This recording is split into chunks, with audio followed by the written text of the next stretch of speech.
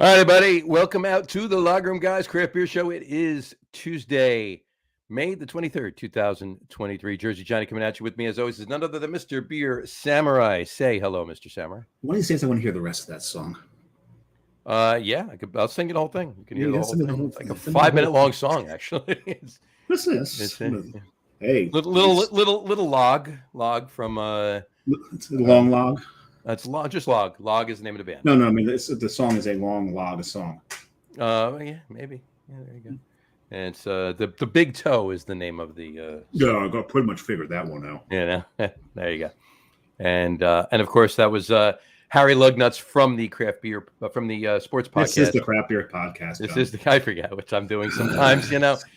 I'm 3 beers in as well now. Anyway, that's Harry Lugnuts from the sports podcast on Wednesday nights. That's him singing, and he played bass and wrote as well. So anyway, how are you on this fine evening, Mr. Samurai? I'm doing fun. I'm drinking with chickens. Hey, chickens. Damn chickens. Happy National Drinking with Chickens Day. Mm-hmm. And I must ask, they're running like all over the freaking place here. Begs the question: what the hell is Drinking with Chickens Day? It's the day set aside to drink with chickens. But why? I don't know. Is there a point behind it? They may have lobbied for it. I'm not sure. The chickens? Yeah. They're seriously, they're really kind of annoying drunks, by the way. Gotcha. I can imagine. Yeah. There's Shut up. You know what I have to say to that chicken? Cluck you. Cluck you. Yeah. Right.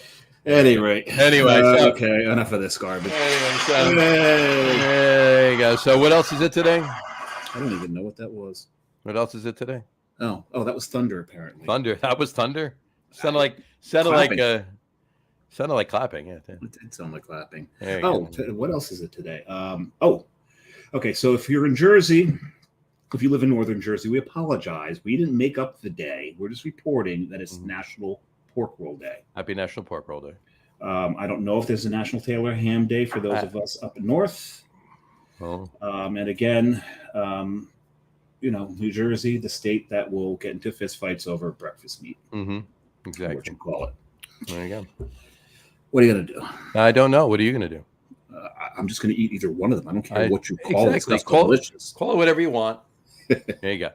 It's easy, right? If I'm in South Jersey, I order a pork roll, egg, and cheese. If I'm in North Jersey, I order a Taylor ham, egg, and cheese. Because if you order the wrong thing in the wrong part of the state, you don't want to do that. They won't serve you. No, they won't. Or they'll at least get pissed off. And you really don't want the person cooking your breakfast to be bad at you. No, probably a bad idea. It's a bad idea. Anyway, so, all right. Well, I need a beer. I don't know about you.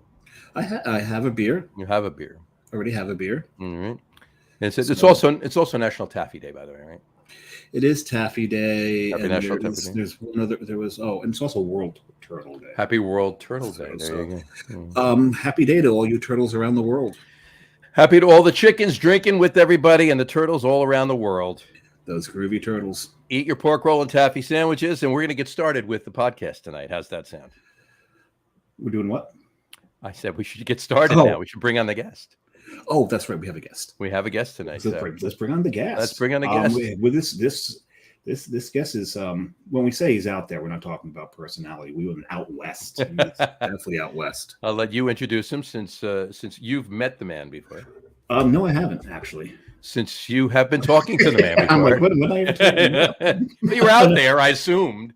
I had not. I've reached out to him because this will be the first time we've had a fellow podcaster on the show. This is true. So I was out in Salt Lake, really kind of dug the scene there. It's a very interesting scene. There's a lot of nuances to it. So we wanted to talk to somebody out there. So I reached out to David Jimenez from Tastemaster's Drink. Mm-hmm. Let's bring him on. David, welcome to the show. What's up, gentlemen? How you doing? Pretty good. Yourself? I mean, I shaved for this, so there you go. I got some of the gray out of my beard for this. Nice. Look at you. Not a lot. Just some of it. Yeah. Some of it. What's up, boys? How you doing? I picked the ones. Pretty good. Yourself? Yeah. Can't complain. Even if I did, no one will listen. So no one that's how I always say. Who would listen? Oh man, I'm closing that app just in case, so I don't hit one of the buttons. I was going to say it's probably a good idea if you do that. Yeah. It's kind of like deleting pictures that you don't want popping up at inopportune moments. I hate when that happens. Story for another day. Maybe we'll tell you after the show, David. Exactly. Anyway, so David, tell us what you're drinking. I don't have a scroll for you. Actually, so on Friday, Strap Tank made the first. So Strap Tank was open, and I work for Strap Tank, by the way. Okay. It's Yeah, he's also and the brewer at Strap Tank Brewing in Lehi, Utah. So yeah. there you go. So there's 2 breweries in Utah County. So you got Salt Lake. Just south of Salt Lake is where the Mormons live, like the hub of the Mormons. And there's 2 breweries, and they're both Strap Tanks. One in the north end called Strap Tank Lehi, one in the south end Strap Tank Springville. Unfortunately, as of right now, Taste Masters and Strap Tank are not one and the same. I get really confused, and people get confused in the industry about that. We'll see if that can get glued together eventually. However, we launched our first Czech Amber Lager. Nice. Very nice. Yeah. So 100% Czech saws. This dropped on Friday for a competition on Saturday, and boys, I can't get enough of this. This is a sexy style. What was the one of my favorite styles actually? Johnny and I will be drinking a Czech lager as our second beers that we picked up this weekend. Exactly. What competition was it in? So it was a homebrew competition. Not that we entered, but we were affiliates part of. So we judged in it, and then we actually had it. It's called Lagerpalooza. It's the biggest homebrew competition in the North America. Lagerpalooza, I love it. I love it already. All lagers. Homebrew competition, just all lagers. That's how it should be. And we sent our Czech Amber, and yeah, just to support lagers. Fuck yeah. That's great. That's fucking awesome. As one of our friends hashtags, lager is life. Lager is life, yes. Actually, he calls our podcast a Lager is Life podcast. Lager is Life podcast, yes. I like that. I guess so. Like if you guys would have called me and say, hey, we're the L Room guys, I'd be like, yeah, right. Ain't coming on. We're the IPA room guys. There you go. Yeah. Oh, no. Control all delete right there. There you go. So, what are you drinking there, Samurai? As if I didn't know. You know, because you brought it for me. All the way back from Nashville. So Johnny was in Nashville for CBC, and as was David Jimenez. He was there as well, but they didn't. I didn't see you, David. I didn't. I looked. I didn't see you. There's only a couple people there, so I was wearing a romper. Did you guys see a guy in a romper? Oh, so you were there for the Swiftie concert too, right? Then obviously, were you not? I had the glitter going on Sunday. It was fine, you know. Well, anyway, it's Tennessee Brewers collab for CBC. It is the TriStar Blonde, and I'm drinking that now, and I'll be finishing it soon. There you go. There you go. Move on to the next. There you go. Well put. There you go. All right. I am drinking from Human Robot. There you go. From Human Robot in Philly. I love this brewery. They're Hallertau Pills. This is fantastic, this beer. It's really tasty. Actually, and we were talking about Czech lagers. They make 3 different beautiful Czech lagers. They make a pale, they make a dark, and they make a ruby. Yep. Yeah, they're Czech lager. They're Tomave Pivo, and then their Polo Tomave is fantastic too. Yeah, this is really tasty. Czech lagers. I need my Czech lager. Okay. That's really tasty too. We'll talk among ourselves. Yeah, but this this Hallertau is pretty damn good. I had it at the brewer. I was like, I had to get a 4-pack of it. So, and one of these days I'll get a shirt from Human Robot. The only problem is almost all their shirts have a Philly team reference on it. That's not true. I have one. There's a Pittsburgh Pirates one. Pittsburgh Pirates reference on it. So that's fine. I'm fine with that. That's I'm okay with that. But the Pirates have the best hats in the game. Oh hell yeah! Oh, they do. Those not a Pirates painter hats. Yeah, for sure. That's one of my favorite stadiums too. To see a game, and I've seen a bunch of games at PNC Park. I love that. Love that ball field. I was there last time I was there was Jackie Robinson Day. Beautiful day. Oh, that's awesome. Beautiful day. Yeah, beautiful. So we're both Mets fans, and in the atrium for the stadium is a large number 42. Because the stadium is actually modeled after Ebbets Field, where Jackie played, though he never played for the Mets. But he played for the Mets, no. But it's modeled after Ebbets Field, and Jackie Robinson is baseball, so Ebbets Field, yeah. But no, at last time I was at PNC was actually last October, David. were there. It was the Pirates versus the Cards last week of the season, and I actually watched Albert Pujols hit his last home run, his 703. Wow. So that was pretty cool. That is That was pretty cool that night. So anyway. Oh, back to beer. Back to beer. Okay. I mean, I can talk baseball all day too. We can talk baseball. That's a different podcast. That's a different podcast. Yeah, we do that. It's tomorrow night. Tomorrow night, I do the Get On With It Sports podcast. Is tomorrow night. So if you want to come on it, by all means, come on on. But I'm gonna have to take a few pulls of this to wash the last one out. there you go. All right, you do what you have to do, and we'll do that. So, all right, David, let's start talking about you. First thing we got to do is take care of some business that we always ask everybody that comes on the show. To the best of your recollection, what was the first craft beer you ever had? Easy. The first craft beer I had was Uinta's Cutthroat. Cutthroat was they're calling it a pale ale, but it's actually technically an ESB. But if you scream ESB to most common folk, they have no idea what the hell ESB is. Extra special bitters. Mm-hmm. It's kind of that word right there. That terminology kind of turns people off. Bitters. No one wants a bitter beer usually. Mm-hmm. So they named it a pale ale. They entered it into ESB categories. And Uinta is celebrating their 30-year anniversary this year in July or end of June, one of the two. But yeah, it has the Cutthroat Trout on it. It's the Cutthroat Pale Ale. And the first time I had it, I fucking hated it. I'm not going to lie to you. That sounds about right. Yeah, I hated it. And then they had one called the Hoodoo, which is their Kolsch style. And I drank the shit out of that one. That was the next craft beer I had in Utah. And then after that was Firestone Walko's Pivo. That was the next one. You went right to Pivo. Nice. So I realized I went from kind of like a pale, darker, kind of a hopper, not hop heavy, but more hop forward beer. Mm-hmm. It's more those crushable kind of sexy, just straight Pilsner malt beers, and found my jam.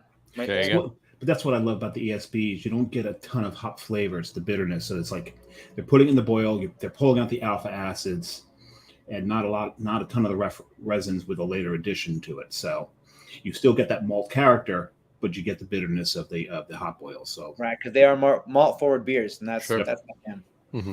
Yeah, I like it. I love a good ESP. We're supposed to go by Tim. He never texted, so I don't think he released it. He's probably releasing it this weekend. Yeah, ESP. So I may pop down there on Saturday. I'll let you know. Yeah, I won't. I know you'll be busy. I know. I'll be at. Trust me, I'd rather be where you will be on Saturday than in Freehold, New Jersey. No, He's going to see a Hanson reunion, actually. Oh yeah. First time I questioned my sexuality. No, I will be in Montreal Saturday night. I'll be sitting in Pit Caribou. Mm-hmm.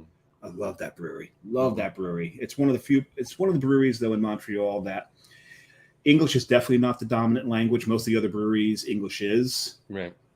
Pit Caribou, you better know a little French there. Well, now I got to ask you a question. Are you going to be sitting in Pit Caribou, or are you going to be sitting in a pit with a caribou? Both. It could possibly be both, right? Yeah, I've made plans the night before. I've actually got a reservation at 6:30 to be sitting in a caribou. In a caribou. In a caribou. Actually, in a caribou. On a caribou? No. In a caribou. The restaurant's name is Caribou. Caribou, okay. Actually, so I'll be in a caribou. Fair enough. All right, David, back to you. Let's kick this on. We're 14 minutes in. Let's find out about the podcast. I really want to know about Taste Masters. Let's talk about this. When did you start the podcast? How long have you been doing this now? So I was in planning in 2019, and I launched the first week of 2020. How I wanted to bridge the gap between brewers and bartenders, because I realized bartenders were the first line of defense for the consumer. Mm-hmm. So when I got to know the brewers are kind of like these trolls or these foreign people in the cellar down below. Right. Yeah. That's true. Yeah. We know them. Yeah. And they are making these awesome beers, and I didn't know how to showcase these artists, because they were making craft beer, and to me, craft beer was different because my whole life I drank, Yellow Jacket, Coors Light, Pacifico. That's all I had. I didn't know anything about you can make this shit. It's not just made in Mexico or Anheuser-Busch. It was different, right? And when I met these guys, they had a heart and soul, and they're trying to make a product that was good, and there was different styles. And that's when, because I was a bartender for about almost 7 years, and I came and opened the brewery here at Strap Tank in Lehi, 2019, and I just went down that rabbit hole. Once I figured out who the brewers were, I wanted to learn more about how you made craft beer and why it was so cool, why it was so delicious. And they would come tell me, hey, this is what I made, and this is why I made it, this is how it made it, this is what it tastes like. And so I would take that information as a bartender and try to upsell it and sexify it in front of the customers. Because a lot of people, especially in Utah, a lot of people would come to my bar and be like, hey, I want a Bud Light. Well, we're a craft brewery and we don't have Bud Light, but I have something similar to a Bud Light, right? So then I had to try to educate why was it like a Bud Light? Why was it close to a Bud Light? Why is it better than a Bud Light, in my opinion? Anyway, long story short, I launched the podcast in 2020, first week, and I decided I had two goals. One, educate everyone, and two, I was going to release every week no matter what. Mm-hmm. And I did it. And it's been going for 3.5 years. In that process, after COVID happened, the world shut down. The world was really weird. Sure. I lost my job first as a bartender. The brewer at the time left, and the assistant brewer was like, hey, do you want a job? I'm like, hell yeah. Yeah. As a matter of fact. Yeah. And I would shadow these guys, and I would go and, hey, learn the process. And I just went like a rabbit hole. Sure. And my current boss right now, I owe him my job because he's the one that got me into the brewing scene. So I went from bartender to brewer and still connecting the dots. So taking my brewing knowledge and growing my brewing knowledge it went from trying to educate the consumer to showcasing the brewer or distiller. So when I found these artists or these brewers, I realized they were making each beer had a story. The beers you guys are probably drinking, like that Tennessee beer you were drinking, has a story. Of course it does. Hallertau, it has a story. I want to hear why. And there's an artist behind it. And every artist I'm convinced that everyone in this world wants to be heard. Mm-hmm. And if everyone was heard, there'd be less bullshit in the world. And so I just sat back and like, hey, tell me your story. Why'd you make this beer? I'll listen. Tell me. And after that, another rabbit hole, and I started meeting all the brewers in Utah and hearing their stories and why, like their drive. And I did that forever. And in that process, I'm also becoming a brewer and learning the brewing process. So I've been a brewer for almost 3 years now, and podcast for 3.5 years, and they're kind of coincide. And yeah, now Who was your first guest? Actually, it's Firestone Walker, head brewer, that turned opened a brewery, I guess was a head brewer in Salt Lake called Salt Flats Brewing. His name is Scott Parker. He's the guy that the Pivo Pills, kind of ironically, one of my favorite first beers I ever had. He's the one that actually invented or made that recipe that's now famous and everyone knows. Nice. And it's global. Scott Parker, right now, he's actually brewing in Guam at the moment. Really? So Interesting. His wife is military, Air Force. She got stationed in Guam. So he's like, I'm going to look for a brewery. And there's one brewery in Guam, and he's now currently brewing in Guam. And it's probably making some great stuff now. There you go. I don't know. I have no contact with him now because Guam is way over there. Yeah, it's a bit of a ride. Yeah. The time zone difference is a little even bigger than the ones we have between us. Slightly off, right? Yeah. Well, the first time I had him, he came and he had 12 beers lined up, everything he's ever made at that brewery. And we went down the line from lightest to darkest beer. It was like a tasting, doon. And it showcased all the beers he made, and I just was blown away. And I go, you know what? I want to do this. I want to be able to make light beers, dark beers, and I want to be able to educate people the way that he just educated me. Mm-hmm. Yeah. That brewery's all about educating too. Dave and Anders and I can't remember the third guy. They go out. They travel the country educating people about their beers. I sat through a seminar on drinking sour beers with Anders from that brewery, and he really taught us quite a bit about how to taste a sour beer. And there were brewers from New Jersey in that course. It was really cool. Sure. Yeah. That's definitely something that I love doing. I love educating people, especially, I love educating people that want to be educated. I don't want to force education on somebody that doesn't give a shit, right? But on the podcast, I always say when knowledge increases, behavior changes. that simple. I mean, Right. whether you like it or not, at least you know about it. Well, as we know, hatred is born out of ignorance.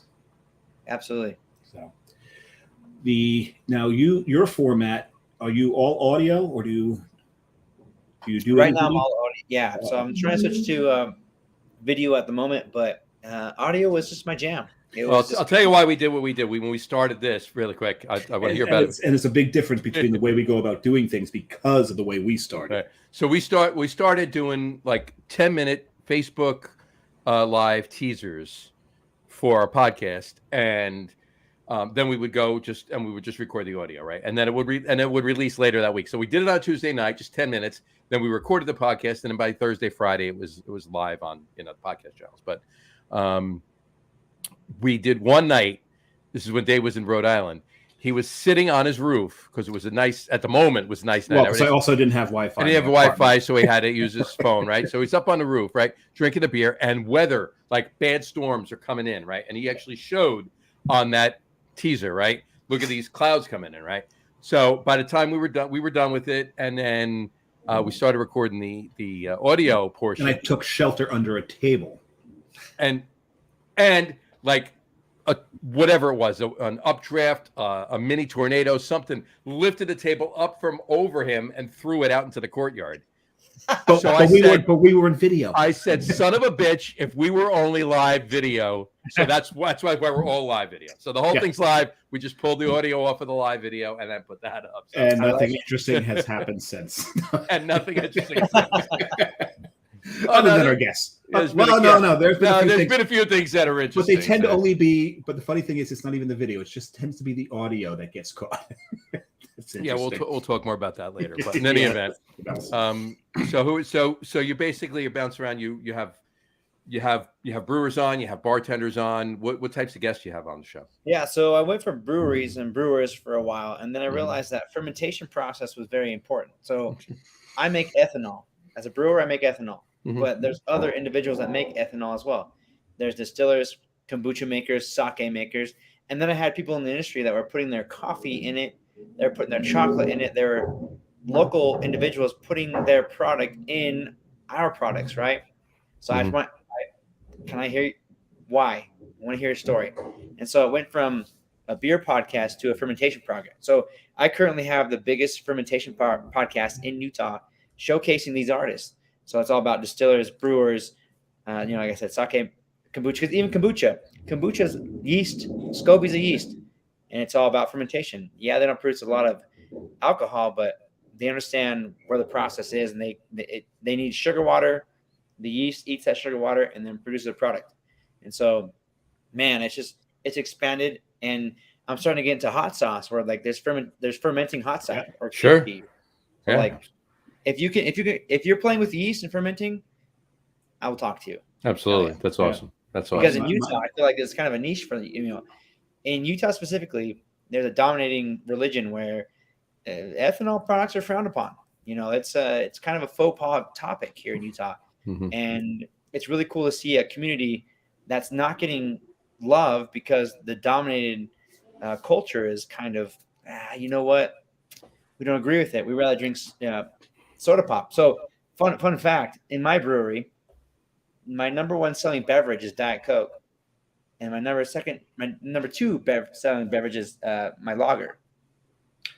Interesting. Try to find that anywhere in the country. I was going to say, well, in New Jersey, you'll never find Diet Coke as the number one selling beverage in a brewery because we're not allowed to sell anything Diet that you Coke. Don't make in the brewery. Yeah. Like, yeah. But, we can't even sell you a bottle of Poland Spring water. We have to give you some tap water. That's it. Right. That's it. So it's really funny because I've always thrown the joke around that I want to make a Diet Coke seltzer and see if I can like bridge the gap of like, hey, it's Diet Coke flavored, but it'll make you feel better. So it's a shittier tasting soda flavored seltzer. Yeah, less sugar, more alcohol. See what happens. Hey, go for that. That's a good idea. It's interesting because there's a lot of preconceptions about Utah, like that there's no drinking going on there. When I was there, I found a lot of drinking going on in Utah.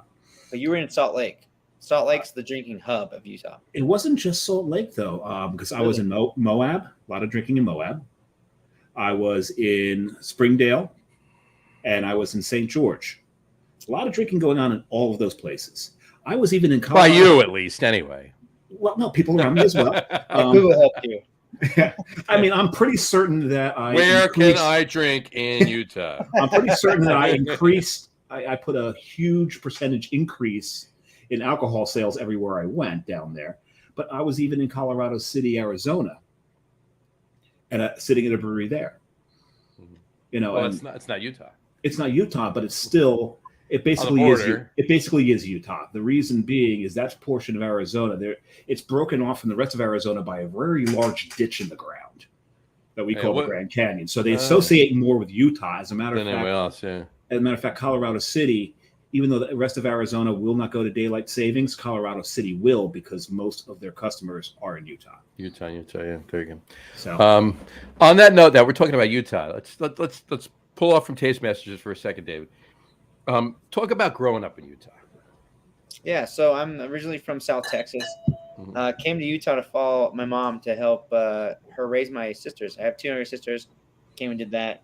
So I've been here for most of my life, and Utah's home. Utah's beautiful. It has all yes, it is. It's southern Utah is red rock, gorgeous. Northern Utah is just mountainous and beautiful. We have west side of the Rocky Mountains are just beautiful. The environment is fantastic. The culture, however, is very interesting.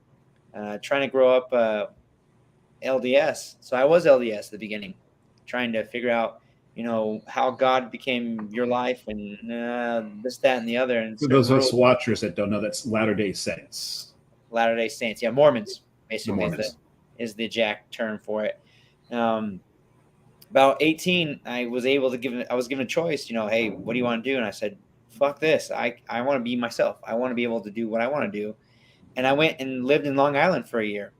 Lived in Long Island.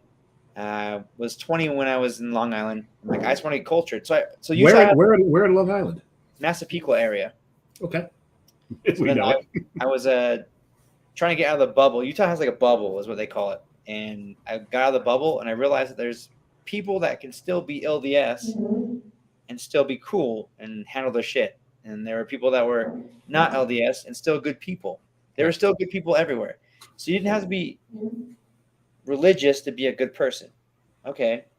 So my mind was just shifting. I was in a different, Massapequa is its own beast. I got a lot of rat bastards. Rat bastard. Like, I got all that. I grew up on my 21st birthday, I went to Manhattan.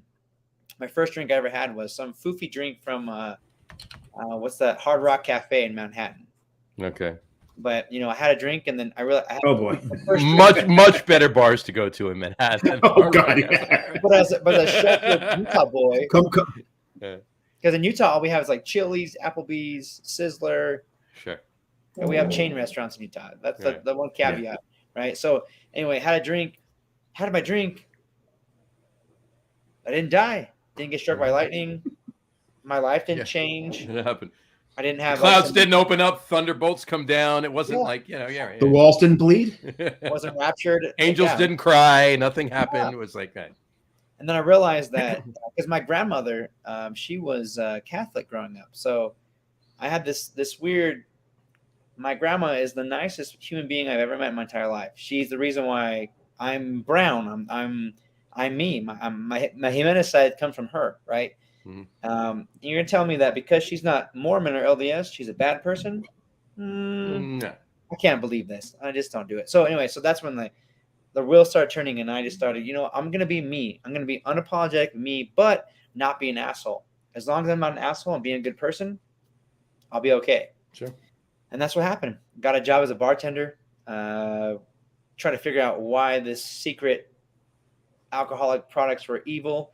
I'm gonna master them. With handling my shit at the same time. And I did. And without having to sacrifice any chickens or no goats, no goat slaying. No goats, there you go.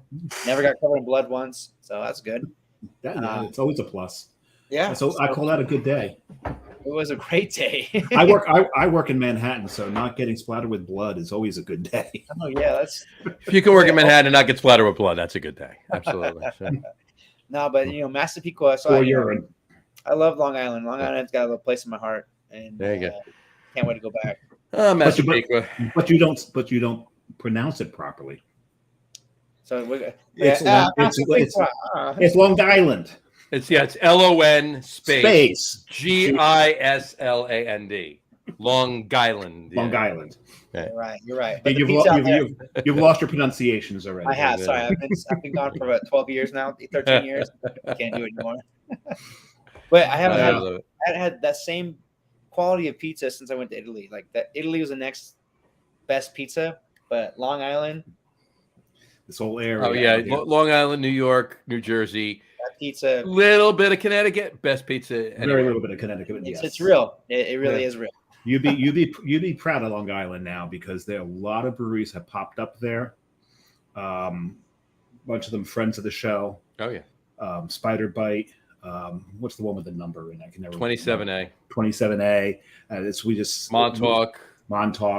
We've had some good time out there. Here's a good story for you guys. Oh, so, San City. San City. Yeah. When I was there, I met someone, and apparently this guy didn't like me. Jets fan. Not that Jets fans are bad. Hey, wait. I live with a Jets fan. It's so fine. he can't comment. This guy goes, "Hey, you know what? You seem really cool. You should go to Fire Island. Best place ever. Go to Fire Island." And I'm like, "Oh yeah, go to Fire Island. You love Fire Island." Uh-huh. And I was going to go to Fire Island. Then I realized a local stopped me like, "Hey, it's not for you. Don't go to Fire Island." Don't go to Fire Island. No, it's got a cool lighthouse though.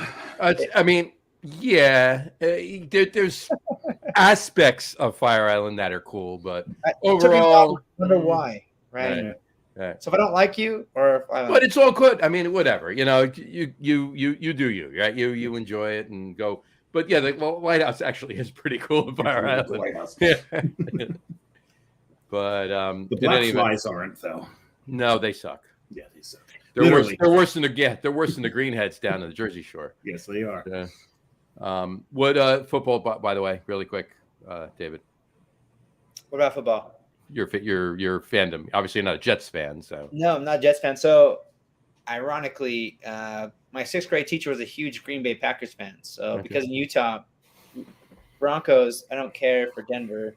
Mm-hmm. So I was a Green Bay Packers fan for a while, and then at that point, I'm like, that was when the Favre was Favre. Mm-hmm. Green Bay Packers fan, Donald Driver, like back in the day. And I just started following players. So I was a Tom Brady fan. Not gonna lie. Yeah, that's fine. Right now, I can respect them because my team beat them twice in the Super Bowl, so I'm good. Yeah, that helmet catch, bullshit. And I still to this day don't know how that fucking happened. You know what? But it did. But you know what the best part about that is, or probably the worst part about it? In the off season, David Tyree was cut by the Giants. He was ridiculous. But like, I just wanted to see. The best catch in Super Bowl history, and he got cut. Yeah. Makes no sense. Is that not worth anything? No, but I like following players. I like fantasy football, so I'm not really. I'm a big fantasy football guy too. I'm a huge Giants fan. Dave is as well. Mm-hmm. But Dave will tell you, my second team. Yeah, the Packers. Is the Packers. My second team is actually the Steelers. So there you go. Gotcha. I mean, again, I have no beef at any of them. I'm going to Lambeau for the first time this year, actually. Nice. Lambeau's great. I love Lambeau. Yeah, go and enjoy it. And I'll tell you a couple of breweries to go to while you're up there too. I love that. Fantastic. Yeah. I'm a baseball guy. Baseball through and through. I'm a San Fran Giants fan. Fair enough. Okay, that's fair. Yeah, my father grew up a Giants fan because he was a Giants fan when they were in New York. Yeah. But then he never hated the Yankees. They went to San Francisco. He couldn't root for them. So he was watching the Yankees a little bit more. Started rooting for the Mets when they came into being, but he kind of bounced back and forth. I'm a Mets fan. He stayed a Yankees fan. So I don't hate the Yankees either. So. I respect it. I mean, Citi Field, when I went to Citi Field, it was a great time. I loved it. Yeah, great ballpark. The thing about it is I went to when the first year new Yankee Stadium opened, and I'll never forget this. Best baseball memory of all time. Mm-hmm. Is I was above the bullpen, new Yankee Stadium. Mariano Rivera comes out, doom, doom, doom, doom, doom, doom, doom. Enter Sandman just blares, and I'm just like blown away. I'm just like my jaw to the floor, watching Mariano Rivera just kind of jog to the mound, and I'm just like, this is history. This is the greatest of all time, the best closer ever. Yeah. God damn. And that was what? probably 12 years ago. As Mets fans, we do have to admit that. Oh no, yeah, I don't hate the Yankees. The only time I've ever not rooted for the Yankees was when they were playing the Mets. Fair You know? enough. Yeah. But my one of my best baseball memories, actually, it is my best baseball memory. Was in the old Yankee Stadium. Was in 1978. I was at a Yankees Royals game, and during batting practice, I caught a Reggie Jackson foul ball. Oh, sick! That's awesome. That's cool. That's my best. That's my best baseball memory. So, I love and it. it had nothing to do with the Mets, but so, My best memory is the first time you and I went to a Mets game. It's the first time I ever live saw the Mets win. Yeah, I was like 0 for like 9. So he vowed that day, and this is like 4 or 5 years ago or more than that. He says he vowed that day the only time he's ever going to go to a Mets game is with me. So they won. So they win. Now we were actually there for Keith Hernandez Day Last year. Yeah, they were losing going into the 9th. An error by it was Washington, was it? They played. They were playing Washington. A stupid error by Washington allowed us to tie the game. Then another error allowed us to win the game. It's almost like Washington conspired to say, this is for Keith. Let's boot the ball. I can see that. This is for Keith, and Samurai's there with Johnny. So Yes, we gotta let them win. So, all right. Well, there you go. All right. Hold that thought, Samurai. You started on your second beer, right? I finished it already, John. All right. So it was. This is what we drank right here. What we drank? What we drank. I said drank. This one you said dank. Drank. This is what we drank. You Maybe might have heard. maybe You you might have heard stuttered. dank. You might have stuttered. Anyway, Kane released Cool Ship 11. It's 4.3% pale ale. Pale lager rather that they brewed with Wild East. Collab with Out of Wild Manhattan. East, out of Brooklyn, actually. Brooklyn. Brooklyn. Yeah, I've only been there like 15 times. Right. So yeah. So cheers again, gentlemen. Well, I'm empty now, so I've got to. Hold on. I got to grab another one now. Hold on. What I got here? I got something for you boys. Ready for this? Go for it. What do you got? So in Utah, it's not really a common beer. It's kind of ironic, but I've been trying to focus on making historical beers. And this is actually my Nice. beer cup entry. This is a Kentucky Common. We've been seeing more and more of those. Yeah. It's a I've beautiful actually style. had a few in the last month and a half. Well, you were in Tennessee and Kentucky. This is Yeah, true. so actually, I was just in Kentucky last week, so yeah. this last World Beer Cup, who took silver for historical beer was actually out of Colorado. It was a Kentucky Common called Two Teeth. Oh yeah, I saw that. Yeah, Two Teeth. Yeah, I saw that. Two Teeth. Yeah, that's awesome. But I've been working on this beer for about a year and a half, and man, I fucking love it. It's basically an amber cream ale. Yeah, delicious. I gotta love it. I love a good cream ale. I love a good amber. So boom, put them together. Let's do it. Ooh. Cheers, boys. Cheers. Cheers. Look at this Cheers. thing. Oh my God, that is Guess what style this is? that is not a lager. A yeasty seltzer. Oh. No, Pretty much. this is one of those NEIPAs. I was just this Friday at a bar in Manhattan called the Grand Delancey. The bartender there was fantastic. This guy, Fred. He's brewed at a few different places. He landed there at the Grand Delancey as a bartender, really knows his stuff. And he handed me this can of beer before I left. Said, here, I think you'll appreciate this. This is from Trillium. During the pandemic, I lived in Rhode Island. And so I was up at Trillium all the time, dropping about $200 a pop every time I was there because I think I helped pay their taxes during sugar daddy. Damn. Yeah. Man, without too many benefits. But at any rate, man, this one's you got melon, citrus, and a bit of onion in there as well. But not so much onion that it detracts. I don't like the oniony beers, but it's just enough this to cut to make it interesting. There you go. Yeah, cut into the citrus sweetness and interact with that melon that's in there. Yes, the oniony beer. Hold on, because I know somebody that's going to love this one because it's right up her alley. I'll be right back. Go for it. I'll tell David a quick story really quick. He talks about onion. I had you ever go up to Boston or at San Francisco for that matter for Extreme Beer Fest? No, never. All right. So my first EBF years and years ago, the first beer I had at my first Extreme Beer Fest was Long Trail had done an onion IPA. Right, it said onion IPA.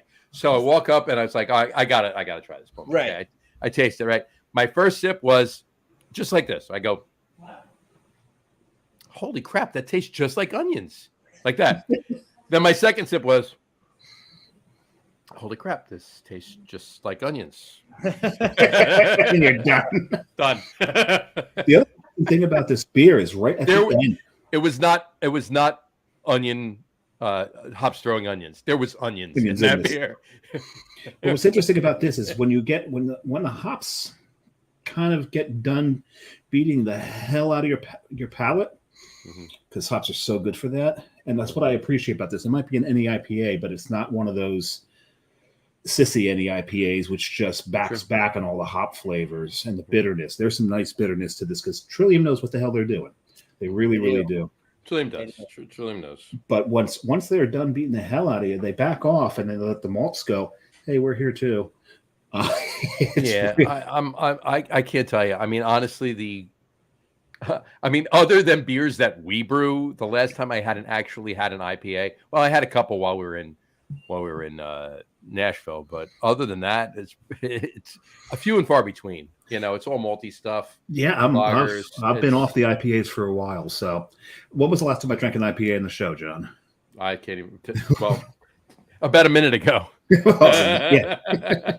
No, but John, when's some IPAs you had in CBC in Nashville? Southern Grist, I had a bunch down there. That's a good brewery. Teal was really good. Gotcha. And you had to have had some at Jackalope. Bearded Iris. Jackalope. Bearded Iris. Walk into Bearded Iris. Did you go to Bearded Iris while you're there, David? That's the one place I didn't get to go to. Oh, if you're going to have an IPA in Nashville, you have to go to Bearded Iris. It's other half south. Pretty much. We walked in there. They had a Pils on. They had an amber lager on.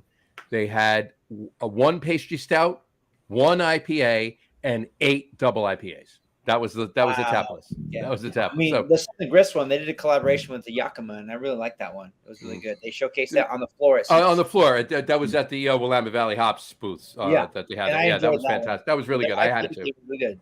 And their slow pour pills was really good too. So Southern Grist was one of my favorite ones in Nashville. Southern Grist might be my favorite one actually in Nashville. There's a couple outliers that I do like a lot, but Southern Grist might be. And what I love about them is just the variation of styles that they throw out there. Gotcha. And they do them all well. There was one brewery that blew me away as a brewer was Fat Bottoms. I'll tell you why. We never had any of theirs. Fat Bottoms was in just kind of west of Music Row, kind of West Nashville. Mm-hmm. Go in there. Got a special tour because we're like, hey, we pulled the Brewer game. Hey, we're brewers. We want to see that. That's it. We did a couple places. There's about 12 of us, right? We walk in, and all of us are like, holy shit, your floors are amazing. Holy shit. Holy shit. For 5 minutes, we didn't look at the tanks at all. I just, fucking A. Look at these floors. The best. What was it about the floors?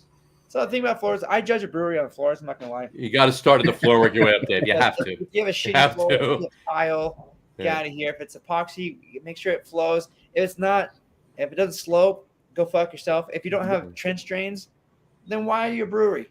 Go away. I don't know who you are, but these guys have the perfect floors. Unless you're in an historic building, because sometimes it's tough to do that. Then blow it up. That's what Ramstein just recently replaced all their drainage. Yep. They did. And they're in a World War II era factory building. So there's a reason for it. You need a drain. You got all that shit. It's got to come out. You have to. That's we're doing that. But did you get over? I was there when they were digging it up. That is not a smell you want to. No, you don't want to do that. You don't want to be there. No. Did you get over to Fela Force? It's like Did you go to Jackalope? Yeah, I did Jackalope. Yeah. It's literally 2.5 blocks away from Jackalope. So when I went to Jackalope, it was to that point where if I have one more beer, things are going to happen. So now, you both went to Jackalope. Neither of you went to Party Foul. No. Party Foul. The hot chicken there. The hot chicken there wrecked my day the next day. I will tell you that right now. See, the thing about hot chicken, I love the hot chicken in Nashville, but I missed my bidet. I missed it so much. Yeah, missed your bidet. I just wanted my bidet so bad. I really wish I'd had a bidet the next day. Instead, I wound up in a honky tonk in a bathroom in a stall with no door. Oh. And I won't continue. I won't continue this. John knows the rest of that story. I won't say that. No, it I'll is. spare you That the rest of that dangerous, story. yeah. A lot of drugs involved in that one, I can tell. No, there was you no were- drugs involved. It was just the hottest. There should have been. That would have I made really things wish, I easier. really wish there were. I would have had an excuse. Oof, No, but man, Nashville was amazing. I've That's never a fun been there the place. first time, and holy shit, it was great. Mhm. Loved it. Here we yeah, go. Carrie and I are talking about going back because Carrie just said cleanliness. cleanliness. Yeah, there was no cleanliness. There was no cleanliness in there. I'll tell you though, by the time that episode was over, I was pretty damn clean. Yeah, well, Good for let me you. tell you something. Right A bidet after hot chicken. Yeah, That I is- could absolutely. It's almost a necessity. You should get like a free coupon, right? Yeah, you For- really should you know, because even Absolutely. the softest toilet paper is going to be sandpaper. Right. By the, Nah, you don't need it's toilet papers for heathens. We want bidet. Come on now. yeah. Wash it out. You're done. You're good to go. There you go. Ever since I got a bidet, I've never looked back. Literally. You don't need. What do you need to at that point, right? You're good to Yes. go. There you go. Like what you're saying. But in any event, yeah. No. Did you go over to Brewery at all? No, actually, I did not. We were there twice. We were there on Sunday night. They had low and slow. They had a low and slow event. It was lagers and barbecue. So that was kind of cool. They had a check. Sunday was the rainstorm from hell. Oh my God, it was horrible. It was So, pouring. Everybody's packed inside. As soon as it stopped, people Yeah. migrated out because they had to roll up doors. I Nah, mean, so we- they must have had like Go out. 300 barrels in there too. I mean, it's all So I barrel think aged stuff. Sunday night was the German fest, so they had the German pilsners or German beers, right? German brewers were talking about it. Yeah, yeah. Had we got in Saturday, I don't know, one of those 2 days, but the rain hit and we said Control Alt fuck, and we just went to a barbecue place like 2 blocks down, but we were like soaking wet. You found a Yeah. barbecue place in Nashville? Imagine that. Yeah, that's about 15 steps. But So, yeah. Martin's, fantastic. Oh, you went to Martin's. We were Martin's. We were at Martin's on Monday night. Yeah, so you missed me by one day. There you go. We were at Martin's for the Deutsche had an event on Monday night. We were at Deutsche's I love event. that. Did you on make it to Monday the night. Route Beer Fest by chance? We went to Rauk. That was the second night we were there. Wow. Went to Rauk. That's the one thing I It was missed. fantastic, David. Okay. Oh my God, it was so good. You should have been there. Nah, I know. Don't tell me about it. That's my one regret in Nashville. That and not buying chaps. We've had the host for that event was he's been on the show, John Hall. John Hall, yeah. Oh, John Hall. Good for Yeah. you guys. We had, in fact, we were there on Sunday night. We were there. Do you know Augie Carton? No, I don't. You know, Carton Brewing. Good for you. Yeah. That's one, John. I've heard of that. That's one. That's a Carton Brewing. So we're there hanging out. We're drinking with Augie. And I That's text. two. I'm sorry, that's two. I won't say it again. You can't say it a third time. Well, you It's say like Beetlejuice. You Well, can't. so he pops up on the show, and he does actually. He but will. Anyway, so I text John Hall, and I go, "Where are you?" And he tells me where he was. I forget where he was. He says, "Where are you?" I says, "I'm here at Brewery drinking with the name I won't mention." Right? He texts me back. Yeah, he texts me back. Godspeed. He goes, "That's it." So, okay. But yeah, half my Utah crew went there that night, so Mhm. probably ran into them for sure. It was a great event. It But really for was. some reason, I decided to go with the Maui Brewers and drink with Hawaiian Brewers that night instead. That's not a bad not thing. a bad choice at all. It's not a bad thing. No. Nah, Yeah. but they're like, "You're from Utah. We're from Maui. Like, let's drink. Fuck yeah!" And Yeah. at the end of the night, like they're like, "Utah can hang." I'm like, "Oh, Maui can hang." Well, Hawaii is. I mean, other than surfing, there's not much else to do there. They have the Dole plantation that love pineapples. Mm-hmm. You just don't And- run through it; you'll slice your legs in half. Those leaves are really, really sharp. Oh, they're sharp. They're sharp. Very sharp. Oh yeah. Well, wasn't there a pineapple-esque plant out in the while we were walking to the block on Sunday that Jess cut her finger on? Yeah, she did. She sliced her finger open on some sort of plant right on what 15th, right? 15th, right? Yeah. Yeah. So, Yeah, anyway. we were in John's neck of the woods at a seafood festival down the Jersey Shore. And that's the thing about Jersey. You say it's down the shore. You don't go to the beach. You go down the shore. Down the shore, yeah. It's a Jersey It's thing. a Jersey thing. So anyway. Sounds awful. All right. So what are your plans coming up for the podcast? I mean, obviously going to continue it, obviously, but is there anything So I want to do. I'm trying to partner up with another bigger podcast here in Utah. It's called I Am Salt Lake. He's been going for about 10 years. He has Nice. over, I believe, 500 episodes if I recall. that's nice. But I want to do a 24-hour podcast, and I want all the proceeds to go to the Utah Food Bank or some type of organization that can benefit from it. So Nice. 24-hour podcast, bring on a bunch of guests about every other hour, and try to raise money for a good cause. Almost like a podcast telethon kind of thing. Yeah, in a way. So I imagine like the UHF. Remember UHF? Oh yeah. Let's all make. I just want to bring money to something good. I don't need money. I don't need notoriety. I don't need popularity. I don't care about likes. I don't care about follows. I don't care about all that shit. But I want to be able to connect and help for a cause. So if we can all, as Utah brewers or fermentation makers, distillers, come together and raise money for a good cause, that's what beer. That's what beer is all about. At the end of the day, Right. When we make beer, like, hey, I'm done. I've had a long week. Dave, John, let's go get a beer. And you and I, we can all just sit there and just chat, have a good conversations over a pint of beer, and it's happened for centuries. And so why can't we? What we have in America, we have a really good first world opportunity to bring in a community and raise ships and for a good cause. And Utah, I want to prove to Utah that just because alcohol, it's scary. I want to be able to say, look, this is what we did. We raised money for a good cause. We use something that's considered evil, and we use it for good. Yeah, because I mean, you got to handle your shit. I mean, I've had my days where you enjoy too much when you have those days. But sometimes, you know what? That would be Friday. That's a Friday. No, that was this last Friday because when we were Saturday. I don't remember getting home. I don't know how we got Sunday. home. Right. So you have those opportunities, but I want to prove to Utah that, like, you know what, we can do it for a good cause. Whether it's like, for pets, for shelters, for whatever. I want to show like we can do it. So that's going to come up this year.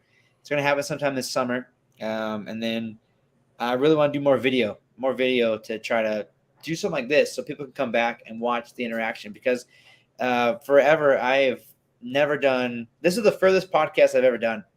I don't do online. I don't do on the phone because I like the face-to-face. Like, we're going to sit at a table and have a beer and talk about it. This is what our third furthest, right, John? This is our what? Third furthest. Italy was the first.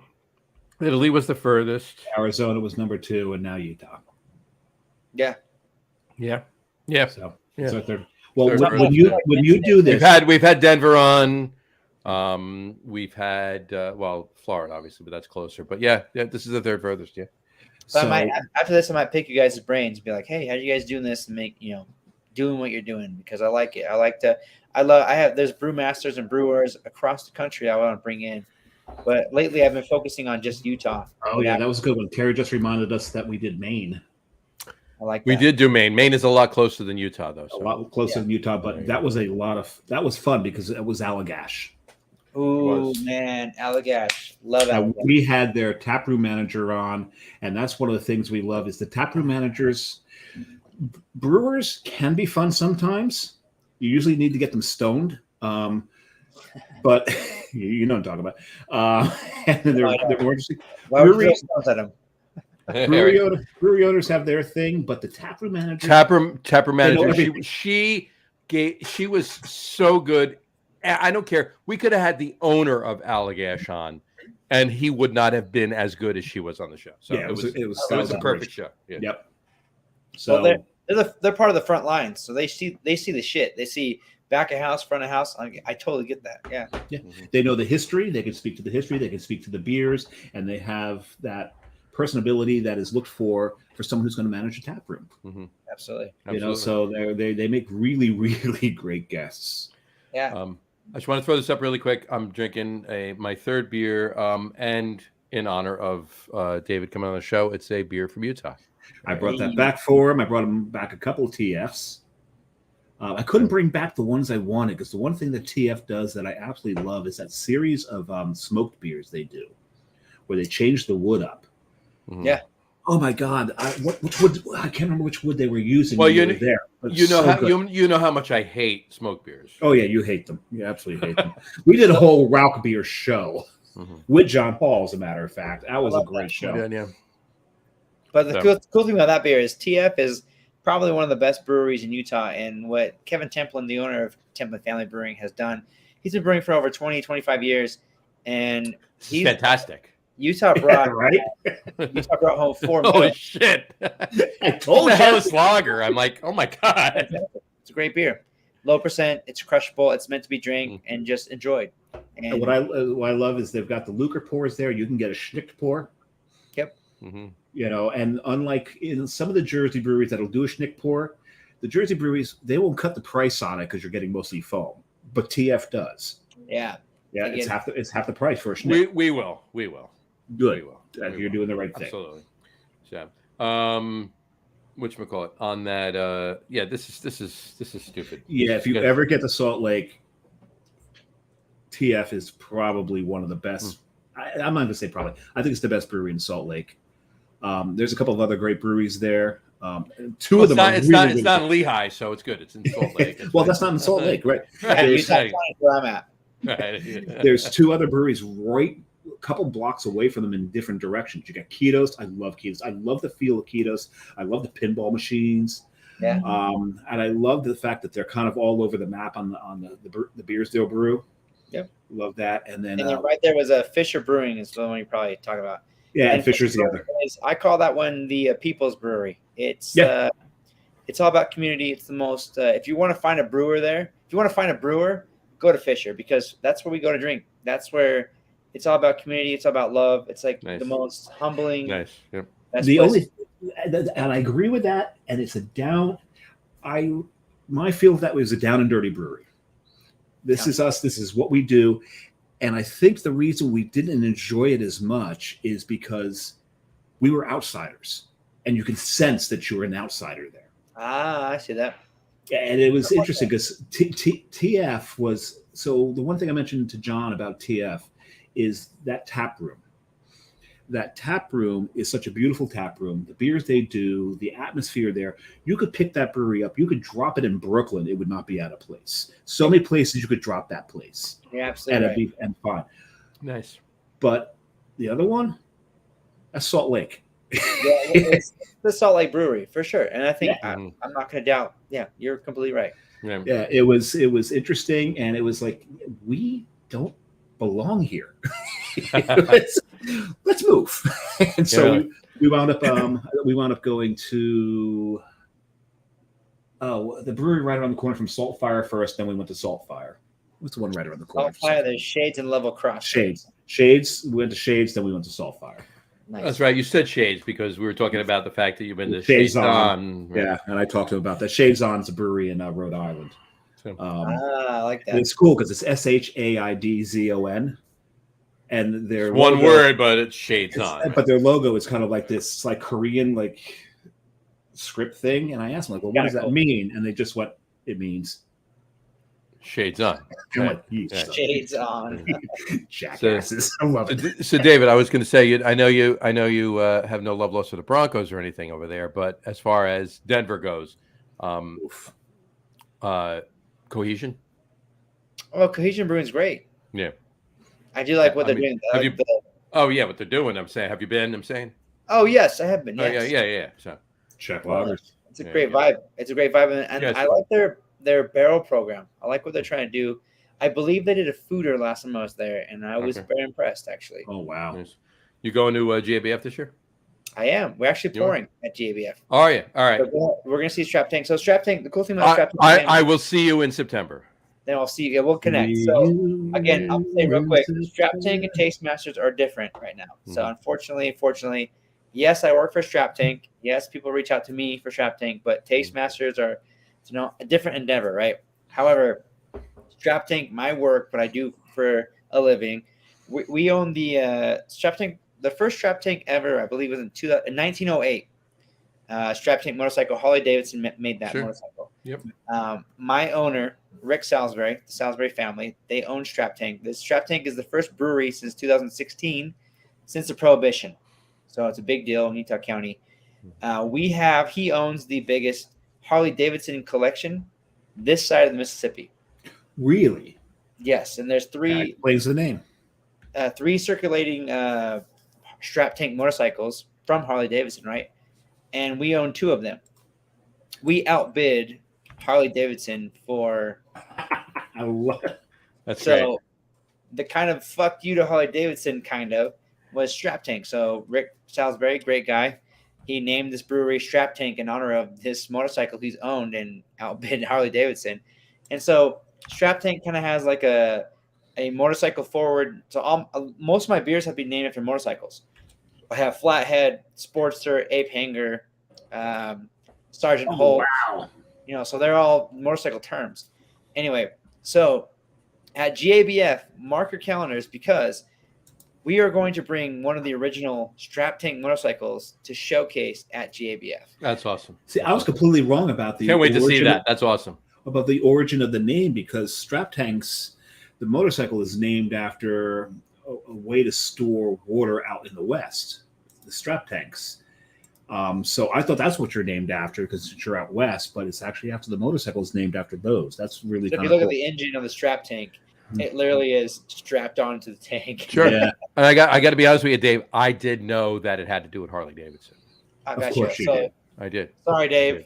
I was on that. The problem is I'm a history major, so I went too You're not wrong, Dave. I went too far back. But you went a little far. You went a little I went too far back. I I delved too deeply and awakened the ball rock. had too many beers. You've been cut off. No.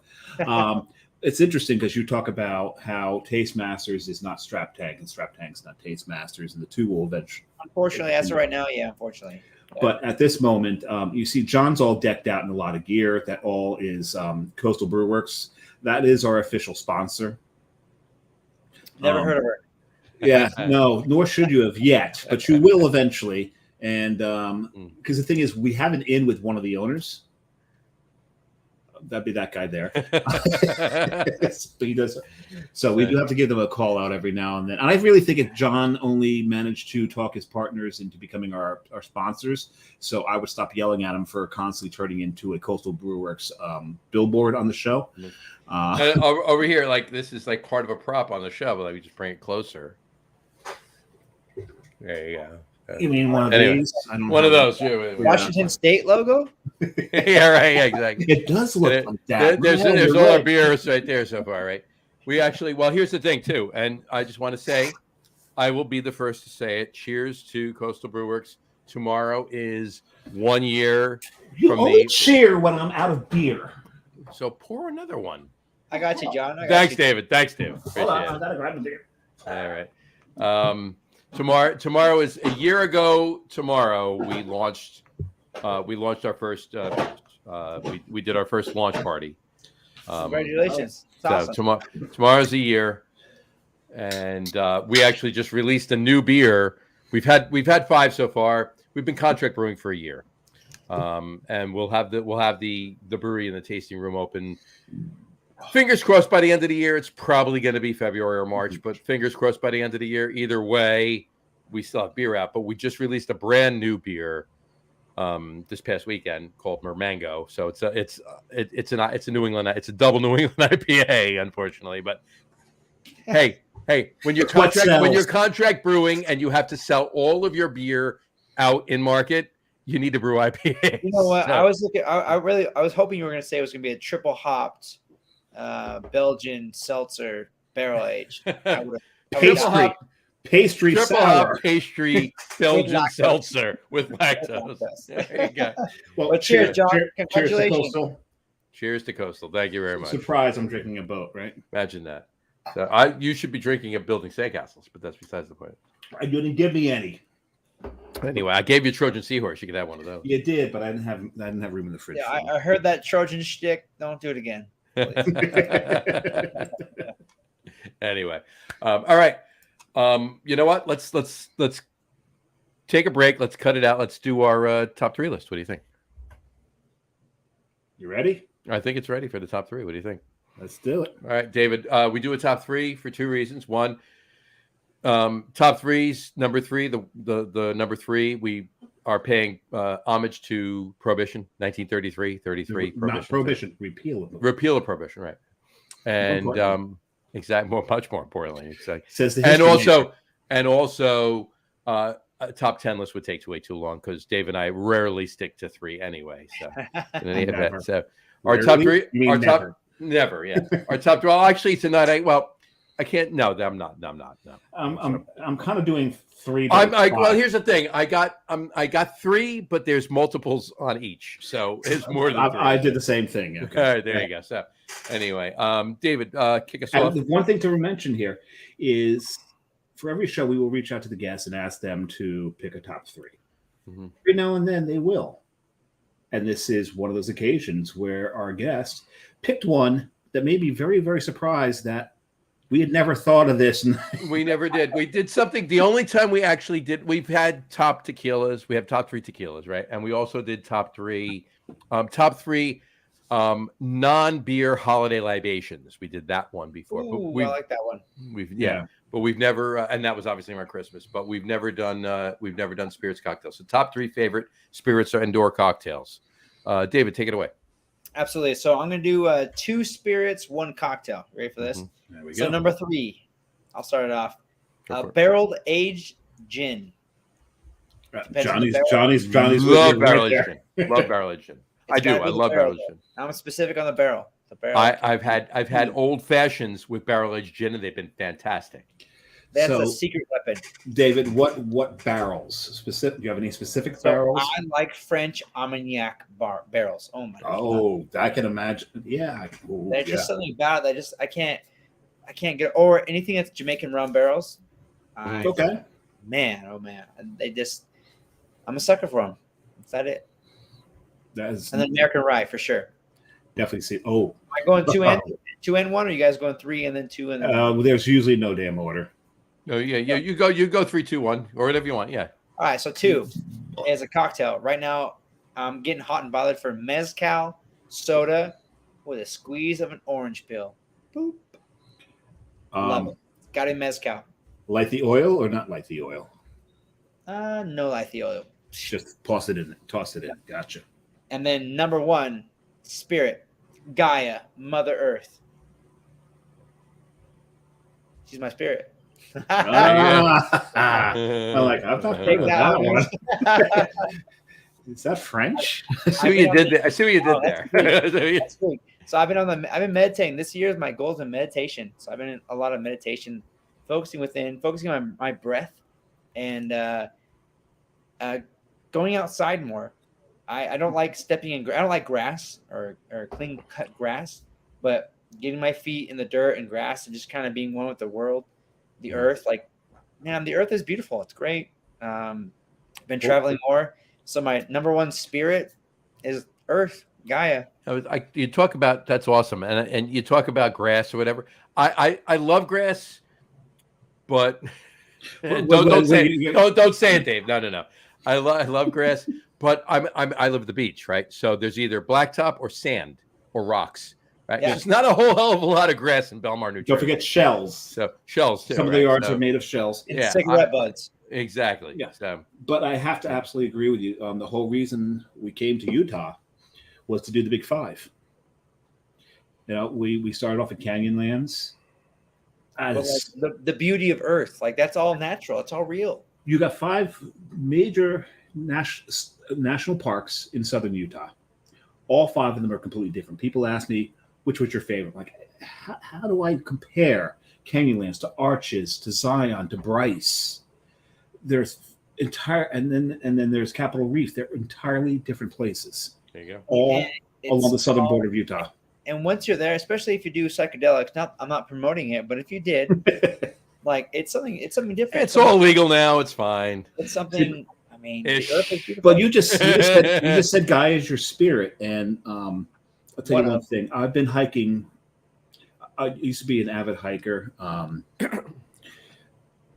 Age, weight, post-COVID syndromes have kind of cut that down a little bit. But at the time, when I was at the peak of my hiking, one of the things I loved about it is getting out there and getting to a point in the hike where you are just torn down to your basic needs, where having Wi-Fi is not important anymore.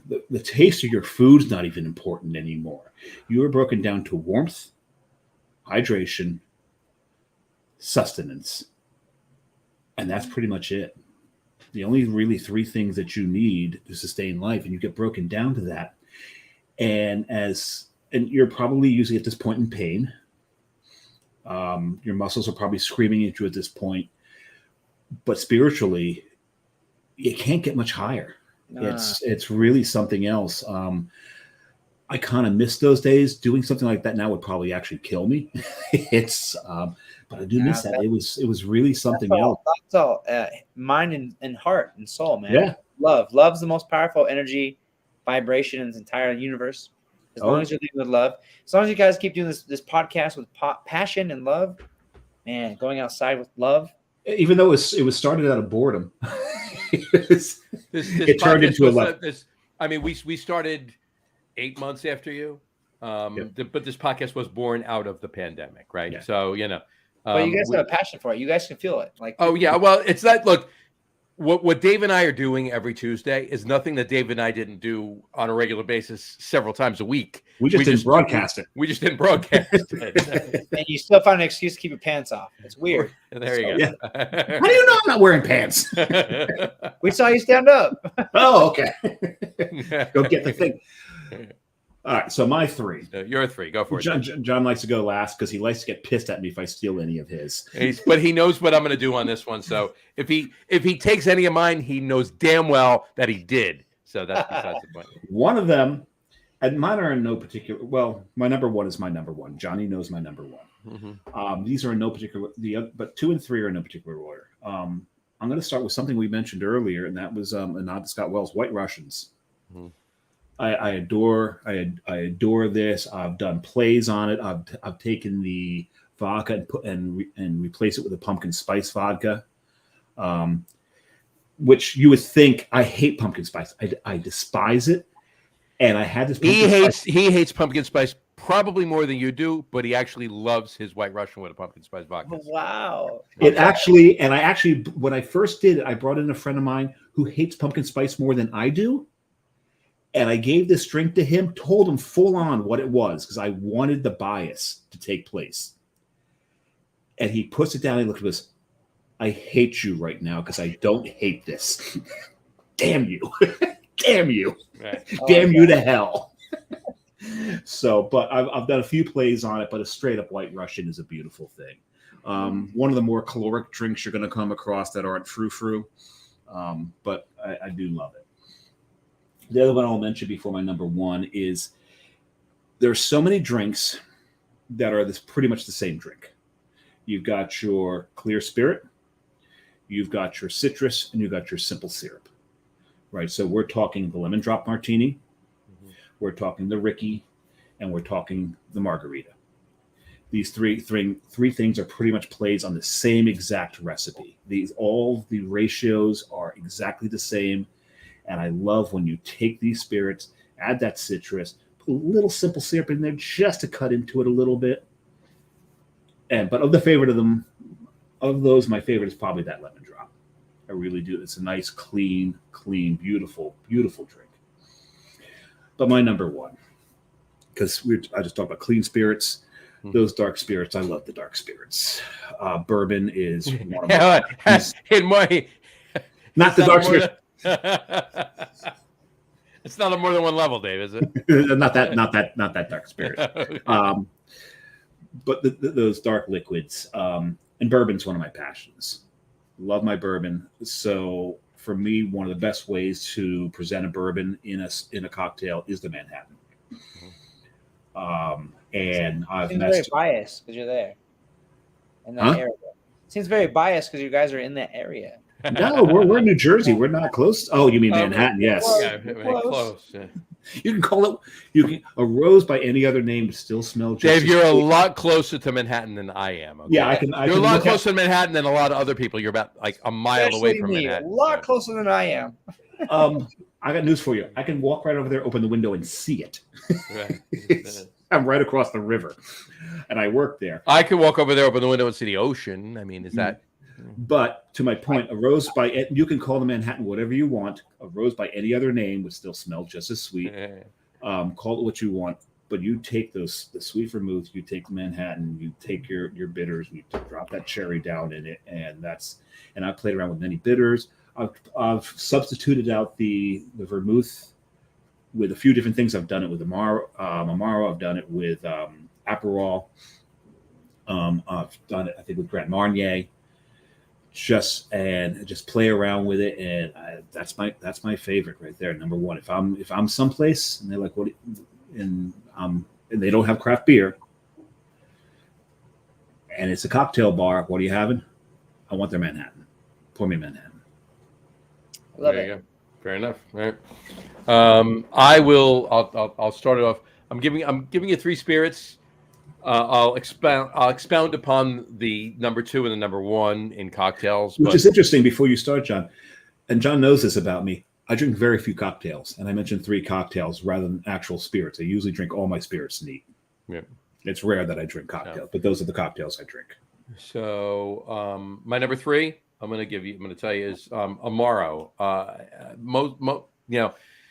There's been a lot of craft Amaros lately. And Bully Boy Distillers up in Boston make amazing Amaros. And there's a lot of other distillers, craft distillers, not big boys or whatever, that are making amazing Amaros. But Bully Boy Distillers up in South Boston, in Southie and Dorchester area. Yeah, Dorchester. Yeah, they make an Amaro. They make a double Amaro. They double the rhubarb, so it's they call it rhubarbaro, Amaro rhubarbaro. And it's amazing. Some bittersweet liqueurs if you want, if you want to call it that. But yeah, Amaros. I'll take them. I'll take their Amaros. I'll take craft Amaros. Right. I'm not going to buy something that's mass produced and something like that or whatever. But I'll take those craft Amaros and I'll pour them over ice and I'll have them on the rocks. I'll drink them straight. I'll drink them straight on the rocks. On their own. So, and they're fantastic. Straight and on the rocks are 2 different things. Straight and on the rocks. Both. Straight and on the rocks. Yeah. Gotcha. So anyway, move on to number 2, bourbon. Right. Bourbon is my October to April spirit. Right. Over the winter, bourbon is my October. Which is weird because I drink it January through December. Oh, you know what? I will drink everything all year long, but for the most part, I'll drink more bourbon from October to April, right? And I will drink old fashioned is my favorite. I will have an old fashioned. I'll have a traditional old fashioned, with simple syrup, orange, Luxardos, so forth and so on. But I make a version with bourbon, maple syrup pure maple syrup replaces the simple syrup. Not the maple flavored corn syrup. No, not that shit. Right? Yeah, maple syrup. That's evil. Should be banned. Right. True maple syrup. The black walnut bitters instead of Angostura. I'll use black walnut bitters. And you can thank Tom for that one. No. Tom can thank me for that. Oh, that's right. It's the other way around. You Yeah. introduced Tom to that, right? Yeah. And then and Luxardo cherries. That's my favorite old fashioned. And the thing about the cherries is for my Manhattans, because Luxardos, I don't know if I'm in the tax bracket to afford Luxardos. So what I do is I will buy the maraschinos, but I'm not maraschinos is the proper way to pronounce them. But I won't just drop them in with all that red food dye. So I like to rinse the hell out of them, and I replace all that liquid with rye. So if you have one of my Manhattans, be careful when you pop that cherry. Because it'll shock most people. Yeah, there you go. But I also enjoy a good Manhattan too. But I will definitely I enjoy a Manhattan with vermouth, but I will definitely replace the vermouth with Amaro, and I will have a Manhattan with 50-50 bourbon Amaro. Maybe 60-40 bourbon Amaro. Yeah, it should be 60-40. Yeah, I mean, but it depends on my mood, right? So 6-1, either 50-50 or 60-40, and I'll throw a couple Luxardos in there too. By the way, Luxardos, there's a place not too far away from me that when their Luxardos are getting a little long in the tooth, which I actually prefer them like that, they discount them. That's when I pounce and I grab a couple. Let me know next time I'll Venmo you some stuff to get me some. There you go. And then my number one, and Dave, what's my number one? Gin and tonic. Just gin. Just straight up gin, but you make a gin. Gin and tonic. But I will, gin and tonic's my number one go-to cocktail with gin. I really enjoy a Negroni. Obviously, if I'm an Amaro devotee, obviously throwing a little bit of the bitter liqueurs in there with Campari or anything like that, and making a Negroni. But an East Side, if you ever had an East Side, I don't know if you ever had an East Side. It's a gin and tonic basically with lime and cucumber, or a gimlet with cucumber. So right? It's kind of East Side. Yeah, pretty much. Put those down. I'm West Side. Oh, sorry. Yeah. So the whole, but the one thing, and John's heard me say this, New Jersey, we've got a bunch of craft distilleries here. Mm-hmm. We don't do whiskey well, but New Jersey does do some damn good gins. Really?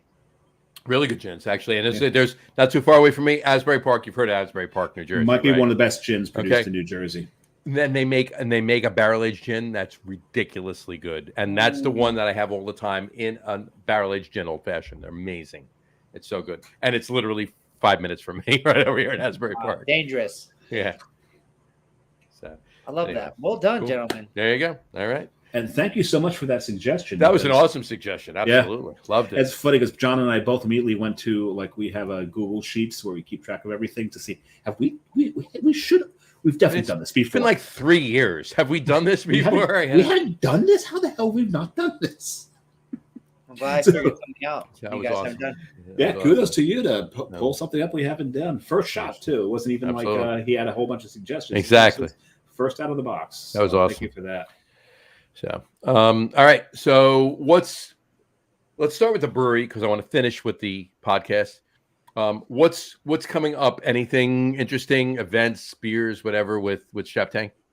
Yeah, so Strap Tank, we have something called Brewstillery, which is going to happen in June. Also in June, we have a Utah Brewers Guild. So a bunch of breweries in Utah are getting together. So we collaborated with another brewery in Utah, and we're going to showcase another beer in Utah with another brewery. So it's a bunch of breweries collaborating, and we all collaborate and showcase a beer. That's happening on the 17th in June. New Jersey does that. What's interesting is all the breweries get together for one big beer fest where they all collaborate on one beer. They do it on a battleship. Mm-hmm. Oh, that's really cool. The Battleship New Jersey, actually. Yep. Yeah, so we just do it on top of a bunch of Mormons. Because you don't really have a place to put a battleship, do you? No. We got a battleship place. Well, they could like bring it in, airlift it in, and put it down. Salt Lake. What? How deep is the Salt Lake? About this deep? It's about this deep. Yeah. Okay. Yeah. So you basically walk like out in the middle of it, and you're ankle deep, guys. Right. Right. So we're doing that, and then we have a few other brew fests in Utah, and then as Strap Tank individually, we are coming out with our first ever peach kolsch. So we're making a kolsch. Oh, a little bit of love tap of peach. So imagine a traditional kolsch. It's like just a kiss of peach kind of thing. Yeah, not a fruited kolsch, just a little bit of that. A kiss of peach. Yeah, because you put too much in it, and there's no kolsch left. No, I can't call it a kolsch. You can call it a fruited beer at that point, right? Yeah. And Dave, go for it. It's kolsch style. Kolsch style, right? Yeah, because the TTB, right? You're not. We're not in Cologne. No. It's not a kolsch, right? And my favorite is obviously New England IPA. It's the New England style IPA in New Jersey because we're not in New England. But my favorite is Vienna style lager. I'm like, hello, it's a Vienna lager, not because it's brewed in Austria, because it was Vienna malt. But it's TTB, still a Vienna lager. Figure it out, TTB. Let's go. I know, yeah. Right? Yeah. But that, and then in the fall we're gonna have a really cool. We have a great. So we're not doing pumpkin beers anymore. Oh, God bless you. God bless you. So we're doing something called a wassail, which is a. I love wassail. 51% malt. Yep. The rest is going to be apple juice, pineapple juice, and a little bit of cinnamon. That's it. Wassail's great. I love and wassail. And it's good. David, choice. That's nice. Every year, Johnny tortures me by making me do a pumpkin beer We show. We do one pumpkin beer show. We do one a year, one pumpkin beer show. And my better half, she's downstairs right now. She's a big pumpkin beer fan. She loves pumpkin beers. And bless their hearts, I want one pumpkin beer. I want one Starbucks pumpkin latte, one pumpkin beer, and you're done. You're done, right? There are a few, and when I say a few, I don't mean many. I mean there are literally a few. There's one I enjoy, 2 or 3 and I still that have I a bottle actually of it like. over there. But I can't drink more than 1 or 2 of them anyway. Period. Like throughout 2 months, right? I'm drinking during September and October. I'm drinking Märzen's. I'm drinking Dunkels. I'm drinking Doppelbocks. I'm drinking Hefts. I'm not drinking pumpkins, but there are a couple that I do appreciate. They're actually done well. So we do one show a year, pumpkin ales. That's it. That's great. But we're trying to figure out a holiday beer that's not just because everyone in Utah does a pumpkin beer. Everyone. Mm-hmm. So how can we make a festive beer that's not pumpkin or allspice flavored? Mm-hmm. So Wassail is the one we went. I like that idea. Wassau's a great idea. I love that. That's great. Yeah, so that's that. And then besides that, I mean, there's 3 of us on the team: Derek, Julie, and myself. Julia is the big bad bitch in Springville. She's awesome. She's the one that started the Pink Boots chapter in Utah. Big bad bitch. Oh, nice. Good for her.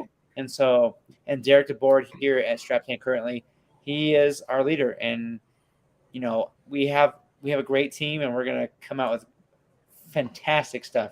And I love the fact she's part of Pink Boots. We had the head of the Pink Boots Society from Texas on the show. Oh, hell she was the secretary of the entire Pink Boots Society. Yes. I love that. She was Debbie Serta. So I think about Pink Boots is really cool because Pink Boots because brewing started with women.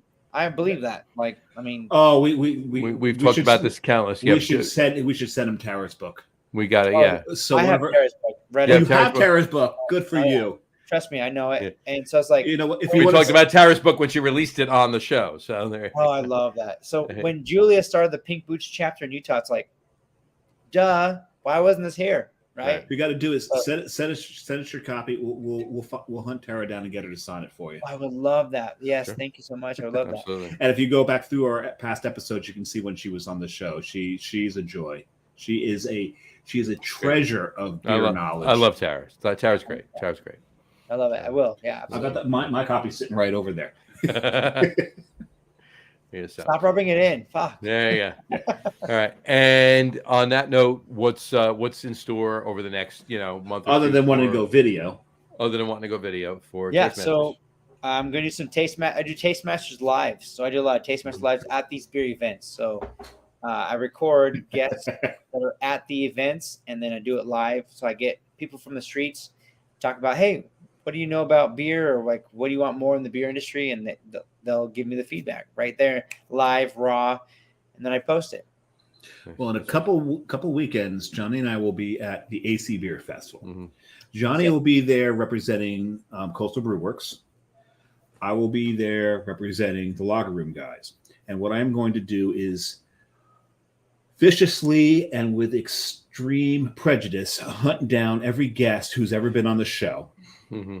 And go live with them. So the first guest, that'll be probably fun and informational. But the more guests, the deeper we get into it, the more times I go live, the drunker I'm going to be. So it's going to be, and the drunker they're going to be too. That's the kicker there, right there. So by the end of AC Beer Fest, and the best part about AC Beer Fest, and the reason AC Beer Fest is the second largest beer fest in the country. It's in Atlantic City, New Jersey. GABF's number 1, AC Beer Fest number 2. I thought World Beer Cup was number 1. In the States. Oh, gotcha. Okay. Yeah. In the States. And I've never been because I like pouring at them. I don't like being on the side where the drunks are.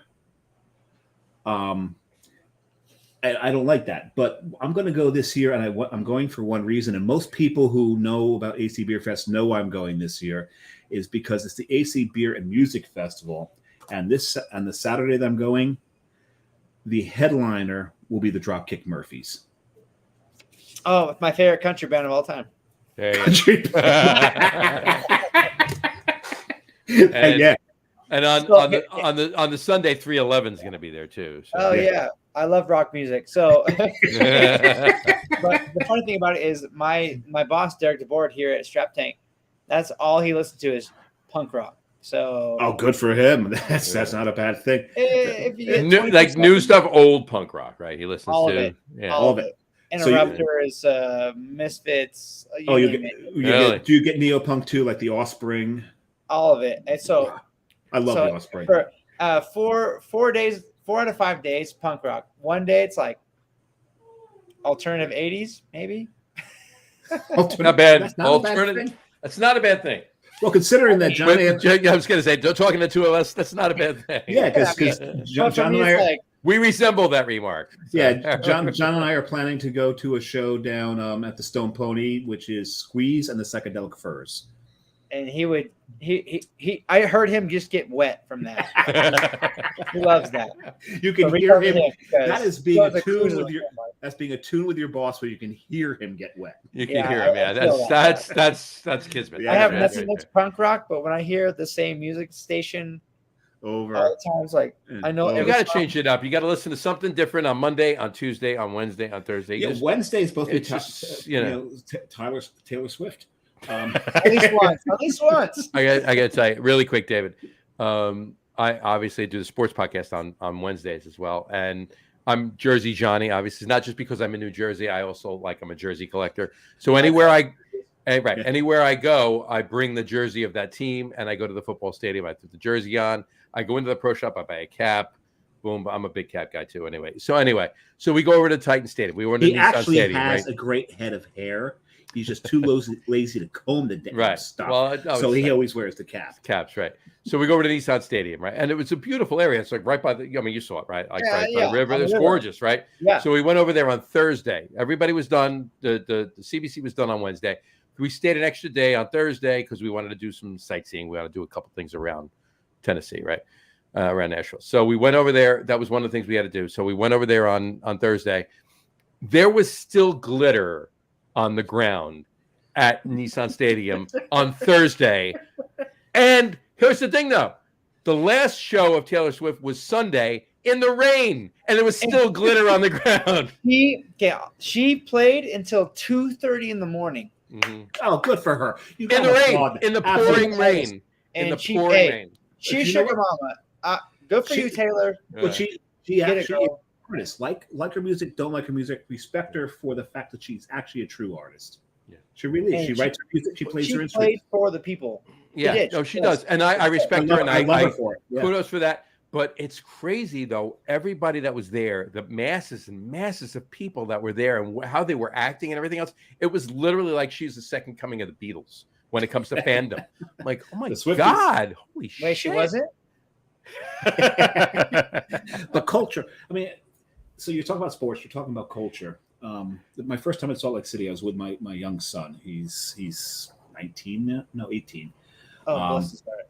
He's 18. He's going to be 19 in days from now. So we're going through Salt Lake City, and I saw one of the most beautiful, most important sculptures in all Salt Lake City. It's called Taylor Swift? No, it's called Stockton to Malone. And I had to explain to him what it was. I'll tell you what it was. Is the Jazz will be really good at making the playoffs, but never win championship. No, because they only ever had three great players: Stockton, Malone, and I forgot their other point guard, Nowitzki. No, Nowitzki. That's Dirk. That's what the hell was the other guy's name? Just recently, You could stop No. Stockton and the Malone. mailman were the only really. Yeah, that's it. You could That's stop what it we too. want. Now Bill You could Russell? stop it too. Yeah. I mean, maybe it was somebody when they were in New Orleans, but They It have was Tom- no. It wasn't in New Orleans. Darren Williams. No. That's it. You fuck off. Like you're that's done. that's all we got. You can stop at Stockton and the mailman. You're good. That's it. There was one other. Nope. Sorry. Hornacek. Nope. Paul Hornacek. Jeff Hornacek. Well, Jeff Hornacek. But Utah's really Paul good. Hornacek. Jeff. Paul. But Utah's really good, and I'll give Utah credit.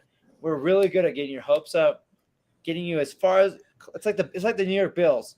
We'll get you just really close to Super Bowl, a championship, and then You're talking to two Mets fans. Yeah, really. Yes, you get it. You get it. We're also Rangers, New York Rangers fans in hockey. Yeah, fuck off. So Yeah, we're so really good at wearing pinstripes, but we can't do anything about it. Yeah, Pretty much. we know disappointment. We're so we the have to Mets. comply with We're the Utah the Mets. Jazz. We suck and can't. Well, right here. There's my Giants. But the Giants have won so many yeah. Super Bowls in our lifetime. Tied for number 3 in Super Bowl wins of all time. I'm convinced you're a Giants fan after the helmet catch. I'm convinced. Oh, I've been a Giants. I've been a Giants fan since they were 3-13 in the 70s. Okay, so all right. Trust me, I earned those Super Bowl wins. I've been a Giants fan since the Herm Edwards fumble. And the fumble? No, not the butt fumble. The miracle in the Meadowlands when Joe Pisarcik fumbled the ball, handing it off to Larry Zonka on a kneel down. Kneel down. Should have kneeled down, and he handed it off, and Herm Edwards picked it up and ran it in for Philly. That was in November 1978, and I was at that game.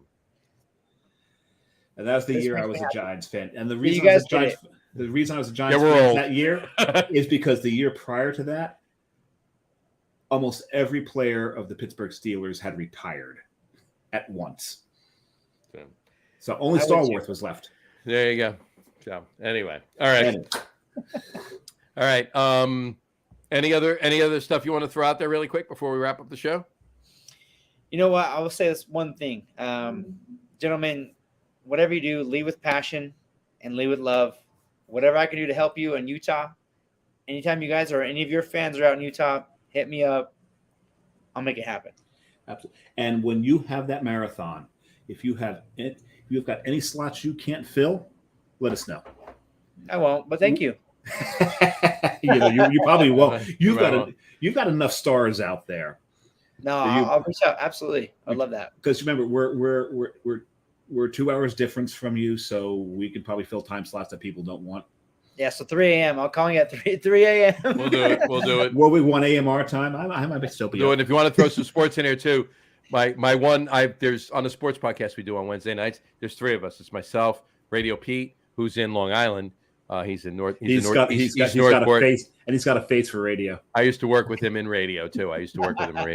And Harry Lugnuts, Bernie is his name. He's in Denver, so he's right there. So he's same time zone. So and I finally met Bernie, and for some reason, because of the way he sits at the microphone, I really thought he was like 5'6". He's a tall dude.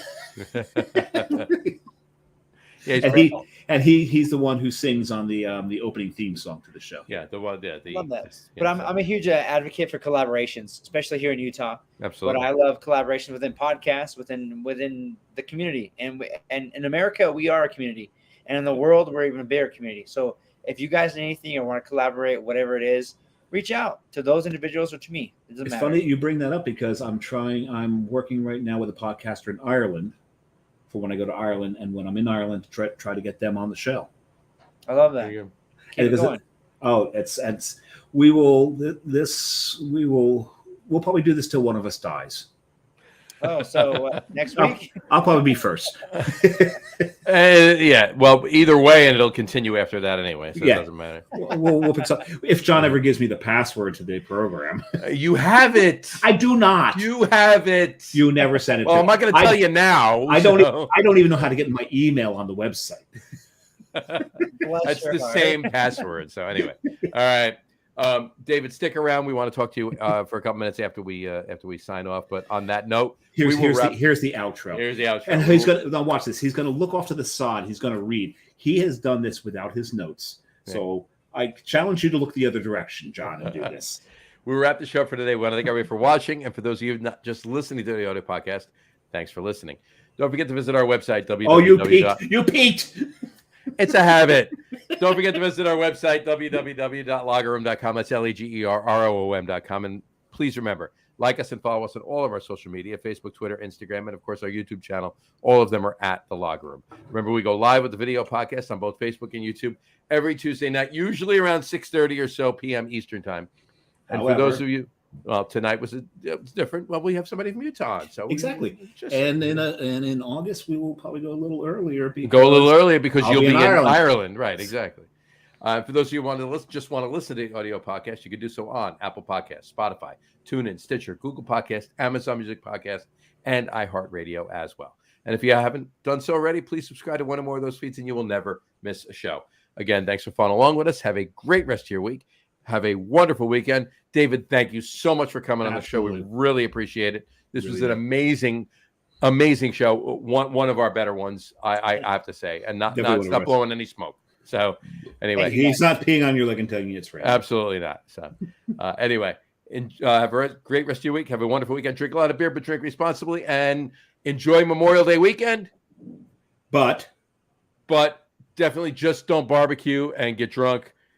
Respect and honor your, fallen heroes. Our fallen dead, yeah. Our fallen heroes that have gotten us to where we are today. Who gave the ultimate price for freedom. Absolutely. And enjoy, folks. Take care. We'll talk to you next week. Cheers. Cheers.